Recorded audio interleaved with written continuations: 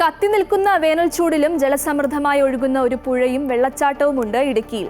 പൊന്മുടി ജലാശയത്തിലേക്ക് ആനയിറങ്കൽ ഡാമിൽ നിന്ന് വെള്ളം തുറന്നു വിടുന്നതോടെയാണ് വേനൽക്കാലത്തും പന്നിയാർ പുഴ സമൃദ്ധമായി ഒഴുകുക.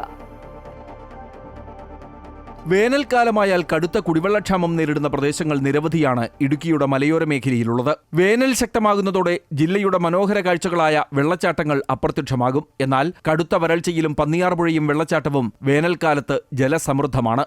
എപ്പോഴും വെള്ളമുണ്ട്. ഏത് സമയത്തും മലയോട്ടൊന്നും എല്ലാം രാജാക്കാട് വരെ ആൾക്കാർ കുളിക്കാനും ഇവിടെ ആൾക്കാരുണ്ട്. എപ്പോഴും ടൂറിസ്റ്റക്കാരുണ്ട്. എല്ലാവർക്കും സൗകര്യമായ സ്ഥലം ഇതാണെന്നാണ് എൻ്റെ അഭിപ്രായം.